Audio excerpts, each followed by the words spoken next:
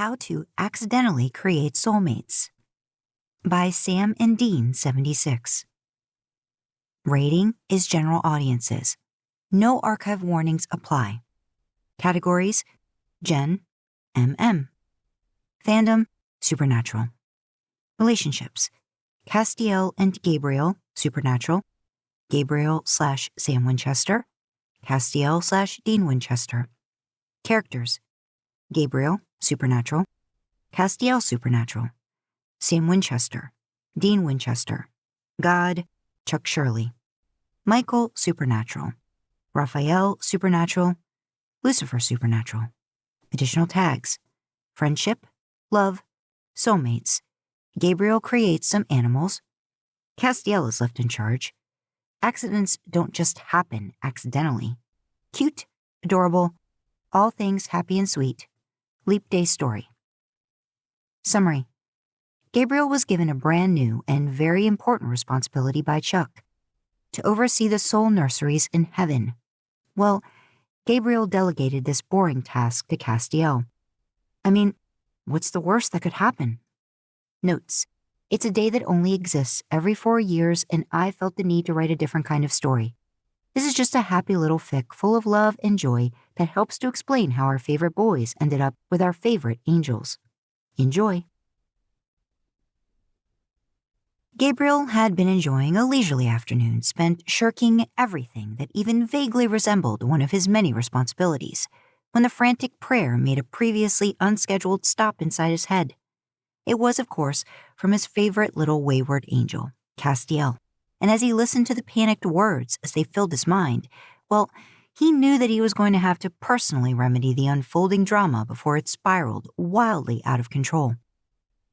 He rolled out of the hammock that had been slung between 2 palm trees on the shore of a lovely little volcanic island, looked around one last time at the natural beauty that he rarely found the time to be able to enjoy, and then ascended to heaven in a whoosh of magnificent wings. The specific nursery was easy to find. What with the high-pitched shrieking that was carrying down the hall, that was very concerning, as the soul nurseries were the picture-perfect ideal for all things calm and serene. Chuck was prone to planning ahead, and one day, with no warning whatsoever, all of the archangels were marched into a special wing of heaven. They had needed to shade their eyes against the bright glow of countless souls milling about, waiting for the time that their body would be formed and that they would then go down and live out their destined lives. The brothers had been informed that this wing was under their personal protection, as it also contained another nursery further down the hall. That was the one that needed their defense. Michael had immediately volunteered to watch over the harmless little balls of light, feeling that as they were far behind the magnificent gates of heaven, nothing would ever be able to harm them. Their safety was ensured by their location. Raphael had said nothing, just standing there looking bored. Gabriel had worried that his big brother was plotting, but he couldn't think of a single thing that Raphael could get up to that would require a vast quantity of souls in order to accomplish it. Lucifer had smiled that oily smile of his, the one that let everyone know that he was up to something, just not having worked out the particulars of his insidious plan just yet. Gabriel had stood silent, looking down at the marble floor, just feeling that this was not a matter that merited his concern, and that his father would inevitably pick one of his glorious warrior brothers to see to the task at hand, leaving Gabriel to wander off and see to his favorite hobby, animal creation. He was still miffed that no one had been excited about his platypus, cute little thing that it was. Perfectly adorable as far as he was concerned. But no, that hadn't been what had come to pass. Well, see, I called you here to let you know that I actually had one of you selected already. Chuck had been a little bleary-eyed as he spoke, jittery from too much of his favorite drink, something he called coffee.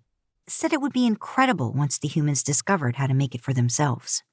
But see, I think that this is a responsibility that will be perfect for you, Gabriel. All eyes had turned towards the diminutive archangel, some curious, some jealous, and all now utterly bored with the topic at hand, as it no longer concerned them. For if Gabriel had been selected, then it really couldn't have been that important anyway. The others had wandered off as Chuck had taken Gabriel on a guided tour, showed him all of the different rooms, pointed out all of the potential problems, as far as Chuck saw it anyway. Gabriel had tried to show some interest, but he really couldn't see the point of walking down a hallway every few days, peering in through a window, nearly being blinded as the little souls simply didn't know how to dim themselves, and then wandering off, as if it wasn't even a practical notion that he might be successful in counting them. So, what else could he possibly do? Once he had assured Chuck that he was very proud to have been given this great honor, Gabriel had made a beeline to Castiel's quarters. He found the oddball little angel, as he usually was, meditating on some profound matter. The reason that Gabriel liked him so much was because he always had the best ideas for new animals, or at least the best theoretical ideas, which Gabriel pondered and then produced some truly inspired creations from. Castiel had been honored at the thought that he could help Gabriel in such a momentous way. Gabriel had simply shrugged, thanked him, gone off to design a seahorse, because pregnant males were so going to annoy his brothers, and had forgotten all about this newly shirked responsibility. So that was why the frantic prayer was so worrisome. What could possibly have gone so wrong that Castiel was unable to handle it? The answer smacked Gabriel right in the face as soon as he opened the door, literally. The little soul, which seemed smaller than normal, had been wailing its little metaphorical lungs out when it had glommed onto Gabriel and slid down to rest directly over his heart. The purring sound that was wafting up was strangely soothing, but Gabriel couldn't focus on that. He needed to know what was going on. His honey-gold eyes caught upon Castiel as he sat in the middle of the floor, with his own little soul happily stuck to him. It also appeared to be smaller than normal, and before Gabriel could ask his question, Castiel simply announced the needed answer. Or his version of it, anyway. Gabriel, please, I don't know what happened. I was passing this room when I heard a disturbance coming from within. When I looked through the window, this soul was glowing blue and gold while trying to break free, and then it simply passed through the glass and won't let go of me. Castiel looked down at his own little purring ball of light, and Gabriel watched as it strobed with each approximation of a breath. Okay, but that doesn't explain this. Why are there two tiny souls? Gabriel waved a hand at his own very small soul, noted the look of dread on Castiel's face, and inquired, What? What does that look mean?